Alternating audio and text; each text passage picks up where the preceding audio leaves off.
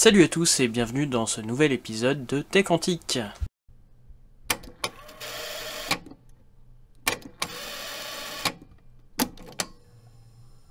Et bien cette fois-ci il y a un petit épisode nostalgique et technique en même temps. Nostalgique pour moi, peut-être pour vous aussi, ça dépend si vous êtes né dans les années 70-80. Et je vais parler aujourd'hui des cassettes Scotch. Les cassettes audio, encore une fois, vous les avez déjà vues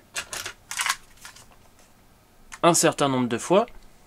Et j'ai eu la chance d'en trouver ici 3. Je vais d'abord parler de leur histoire, un peu de technique, parce que celle-là a une place spéciale dans l'histoire de la cassette audio. Et puis après, je vais parler du côté nostalgique pour moi, puisqu'elle a aussi une place toute particulière. Bon, on commence par la technique. Je promets, cette fois-ci, je vais être assez rapide. Alors, on commence déjà par les DynaRange. Donc, je vous ai dit que j'en ai trouvé 2. Il y a une bleue, 60 minutes, et une orange, une 120 minutes ici. Ce sont des cassettes assez standards des années 70, donc faites par Scotch. Ici, elles sont fabriquées en Italie. Scotch, eh bien Scotch, voilà, c'est la même usine que ça. Ça appartient à 3M, c'est un consortium d'entreprises de chimie américaines, et donc qui produisent tout ce qui est la colle Scotch, le Scotch que l'on connaît. Et ils ont produit aussi pendant quelques années des cassettes audio, puisque c'est aussi rapport avec la chimie. Il y avait bien sûr une grosse usine aux USA, mais il y en avait aussi une, pour moi qui suis en France. La plupart des cassettes que l'on trouve sont produites en Italie par une usine que vous avez peut-être entendue si vous êtes dans la photo. Encore une fois, on mélange un peu photo et technique antique, puisque elles ont été produites par l'usine Ferragna, que l'on aura sûrement l'occasion de reparler, puisqu'en photo ça a fait pas mal de bruit. C'est eux qui ont fermé et qui ont essayé de se relancer pour relancer la diapo il y a quelques années. Donc niveau qualité de son, malgré le fait que ce soit des cassettes plutôt bas de gamme, il est correct. Vous pouvez entendre à l'instant un enregistrement sur la cassette orange qui est pourtant une 120 minutes. Les 120 minutes sont réputées pour ne pas être et de loin les meilleures cassettes audio, puisque la bande est beaucoup plus fine que les 60 minutes.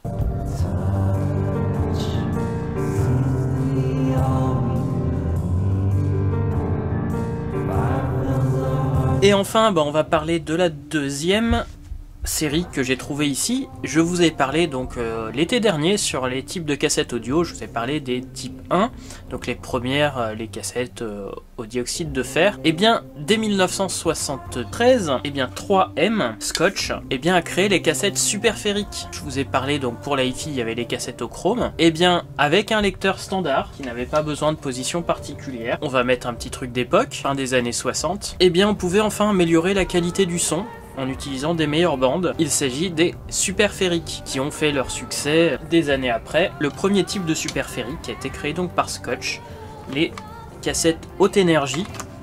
Alors avec un aspect légèrement doré pour montrer l'aspect haut de gamme, l'aspect hi-fi de la cassette. Et comme vous pouvez l'entendre,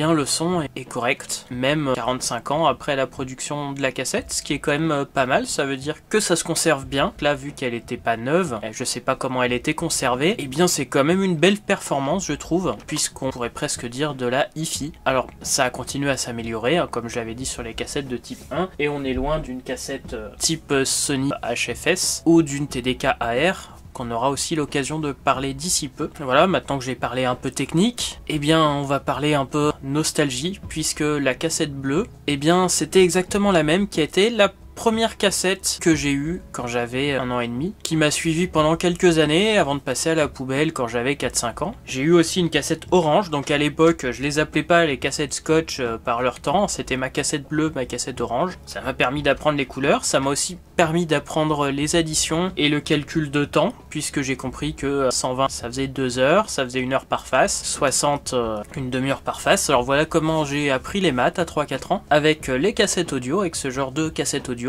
Moi ce sont des cassettes qu'on m'avait données à l'époque, c'est pour ça qu'elles étaient passées aussi à la poubelle, des cassettes où j'avais l'impression qu'ils n'avaient aucune valeur pour les gens. Ça devait pas être très cher dans les années 70 pour que les gens s'en débarrassent comme ça. Voilà, pour moi ça signifiait la cassette qu'on trouve à la poubelle, que les gens jettent, qui n'avait pas de valeur. Donc je m'attendais, quand là je les ai retrouvées, à des cassettes très bas de gamme. J'étais content de les retrouver pour la nostalgie, et en fait impressionné de voir qu'en fait la qualité du son était loin d'être mauvaise. Pourquoi c'était considéré comme des mauvaises cassettes? je ne sais pas. Et donc ces deux cassettes, les Dynarange, c'est aussi un peu le début de ces vidéos tech antiques. On en reparlera dans les aventures d'un Aspie Boy, mais pour un autiste Asperger, c'était pas du tout diagnostiqué à l'époque, mais c'est resté bien mon intérêt restreint, les cassettes audio, pendant un certain temps. Et voilà, ça a commencé avec ces cassettes-là, ces deux cassettes Scotch. Donc voilà, ce sont maintenant des cassettes qui sont jetées comme la plupart des cassettes audio, ça ne change pas. Voilà, la bleue, j'ai eu la chance d'en trouver en état quasiment neuve, voire neuve, dans la boutique de Mass Teacher, un gros vendeur français de cassettes audio, voire même peut-être le plus gros. Vous me mettez le lien en description, c'est quelqu'un de super sympa. Cherchez quelque chose en particulier, vous pouvez le contacter. Et pour les autres, j'ai eu la chance, puisque dans la zone de gratuité de la ressourcerie que je vais régulièrement, et bien là cette fois-ci, il y en avait un lot. Il y avait donc la